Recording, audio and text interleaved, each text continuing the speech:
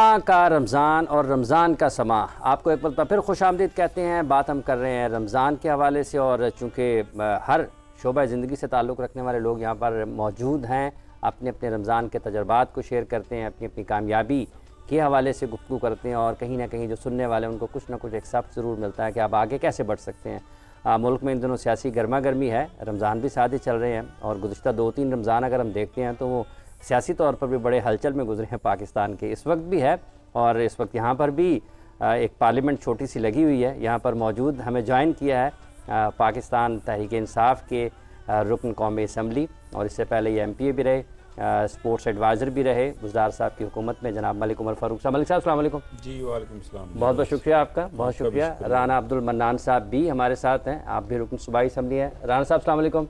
जी बहुत शुक्रिया आपका। और अब जिनकी तरफ जा रहे हैं तो सियासत में हों या थोड़ी सी रुख्सत ले लें या उसके साथ थोड़ा बहुत कहीं ना कहीं आप चले जाएं दाएं से बाएं, अगर थोड़ा सा स्क्रीन से हट भी जाएं लेकिन वो हमेशा ख़बरों में ज़रूर रहते हैं। वो गल वध गई होए मुख्तारिया या फिर ना चान ना नदीम अफजल चांद साहब। चांद साहब अस्सलाम वालेकुम। वालेकुम सलाम। बहुत बहुत शुक्रिया और आप तीनों का मेहमानों का बहुत बहुत खुशामदीद और आप तशरीफ़ लाए। चांद साहब कैसा चल रहा है रमज़ान? ठीक है जी, अभी तो दूसरा रोज़ा है और मेरे ख्याल में तो मसरूफ़ रहें तो कोई महसूस भी नहीं होता, लेकिन बहुत बड़ी नेमत है, अल्लाह ताला इससे मुस्तफ़ीद करे सबको। और वैसे भी अपने नफ्स पे जब आप जबर करते हैं तो थोड़ा सा वैसे भी सियासी लोगों के ज़िम्मे ज़्यादा होता है कि हम एक बदनाम कर देंगे सियासत को इस मुल्क में ज़्यादातर। तो रमज़ान में तो कम से कम कोई ये नहीं कहे ना कि आप गलत कर रहे हैं या सही कर रहे हैं। तो अच्छी बात है, लोगों से मिलना मिलाना ज़रा ज़्यादा हो जाता है क्योंकि चाय पानी कम हो जाता है दिन में, तो फिर टाइम सेविंग हो जाता है, तो इससे मैं समझता हूँ मेल मिलाप ज़्यादा हो जाता है। सियासत को बदनाम कर दिया गया है, किसने कर दिया है? देखिए जी, इसमें हमारा अपना रोल भी है, इसमें मीडिया का रोल भी है, इसमें हमारी सोसाइटी की एक ऐसी सोच का रोल भी है जो समझती है कि हर चीज़ का मदावा सियासतदानों के पास है। हालांकि मैं समझता हूँ सियासतदानों के पल्ले भी कुछ नहीं है, इतना कुछ नहीं है इतना जितना समझा जाता है। ठीक, तो बदनामी सियासतदानों के ज़िम्मे है और इख्तियारात जो है वो बहुत सारे और जगहों पे भी मुंतकिल हो चुके हैं। तो इसलिए अब जो वक्त आ गया है सियासतदानों को वापस अपनी चीज़ें गेन करने के लिए, डेमोक्रेसी को मजबूत करने के लिए टाइम लगेगा और ये हमारे रवैयों पे मुनसर करता है। जितनी शिद्दत, जितनी पोलराइजेशन सियासत में आ चुकी है, हम 3 पार्टियों के लोग बैठे हैं, लेकिन जब पार्लियामान का इजलास हो या कोई और चीज़ें हो तो उस वक्त हम लड़ते हैं। तो अगर हम एक टॉक शोज़ में या एक किसी ट्रांसमिशन में बैठ सकते हैं या आम जिंदगी में कहीं भी आम शादी गमियों के ऊपर हम इकट्ठे होते हैं, वैसे भी मेल मिलाप होता है, कहीं अजीज़दारियाँ एक दूसरों के साथ, तो मेरे ख्याल में आवाम के मसाइल के हल के लिए भी इकट्ठे होना चाहिए। आप और राणा साहब तो साथ हैं, जो साथ नहीं है वो भी साथ हैं। जी मलिक साहब जी चंद साहब ने कहा कि हम हर जगह तो इकट्ठे हो जाते हैं लेकिन आवाम के मसाइल के लिए भी इकट्ठे होना चाहिए। तो राणा साहब तो चंद साहब तो साथ ही, आप साथ नहीं हैं। असल में एक्चुअली वो जिस विजडम से बात कर रहे हैं मैं उनको अप्रिशिएट करता हूँ, बात ठीक कर रहे हैं, लेकिन एक्चुअली में नज़रियात का फ़र्क है ना। जो एक्चुअल में खान साहब का एक नज़रिया है जो हमने अडॉप्ट किया है, जो हमें मिला है, या जो जिस बात जो हमारा भी एक ज़हन बना हुआ है कि एक वो बंदे हैं जो वो बंदा कहे कि आके बैठ जाओ, पहले घर से सारा सामान चोरी करे, फिर बाहर आके बैठ जाए, फिर कहे कि आए हमसे मुज़ाकरात करें। तो भाई आप सबसे पहले तो हमारा जो घर का सामान चोरी किया वो वापस करें, फिर हम आपके साथ बैठ जाते हैं कि क्यों चोरी किया आपने, क्या आपका मसला है। बात तो सिर्फ यही है कि कौम ने मैंडेट दिया है खान साहब को, वो मैंडेट को चुरा लिया गया। अब फिर किस मुंह से, किस लेवल पे या क्या बैठे हैं। अब उमर यूब साहब ने ये कहा है कि सबसे पहले आप हमारा मैंडेट वापस करें, हम बैठने के लिए तैयार हैं, होना भी चाहिए, बैठना भी चाहिए, ये मुल्क आगे तभी बढ़ेगा। लेकिन मुल्क ऐसे नहीं बढ़ सकता कि आप एक दूसरे का मैंडेट चुरवाएं।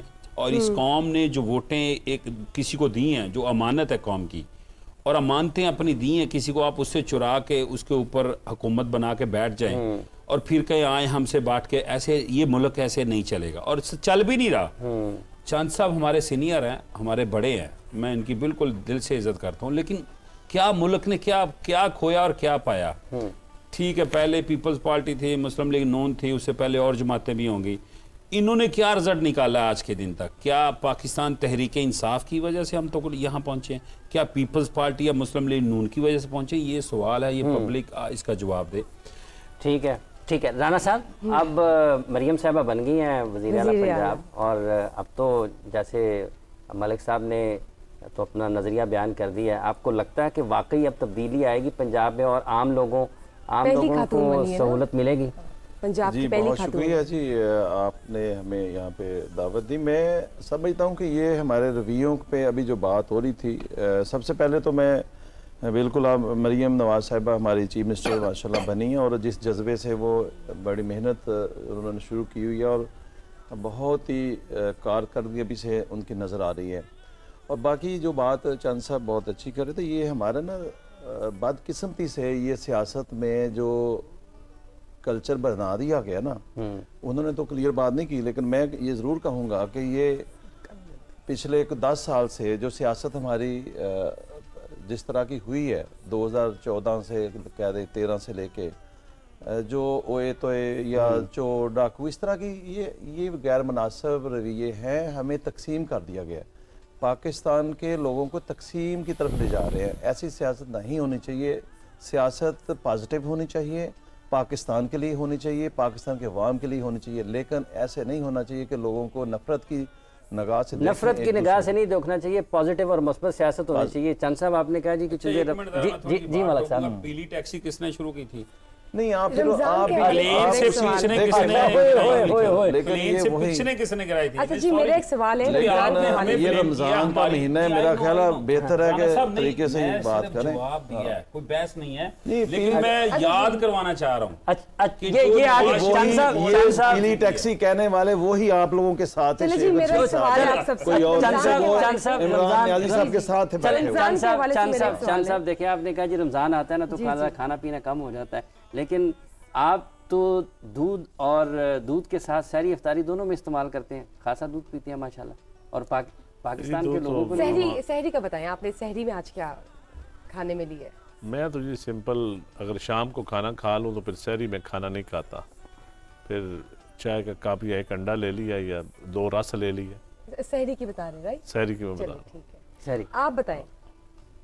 मैं एक्चुअली मैं सैलड्स लेता हूँ, मिक्स फ्रूट्स की, और दूसरी ज़्यादा सहरी मैं उसी से करता हूँ। जब मैं पार्लियामेंट की बात करती हूँ तो आप सब ऑब्वियसली पार्लियामेंट से वाकिफ़ है, तो पार्लियामेंट में रमज़ान में कैसा माहौल होता है, क्या चल रहा होता है, क्या एक्टिविटीज़ होती है? आप तीनों प्लीज मुझे जो अभी नज़र आपको यहाँ पे आ रहा है ना, यही वहाँ चल रहा होता है। जो जिस तरह का ये माहौल, मैं हकीकत पे बात कर रहा हूँ, ये देखें ये चीज़ें नहीं पाकिस्तान के लिए सही। यही मैं कह रहा हूँ, अभी भाई ने, मैं रियलिटी पे बात कर रहा हूँ, वो भाई उधर चले गए 1990 की दिहाई पे चले गए हैं। ये सियासत 1990 में ही ले गए हैं खान साहब।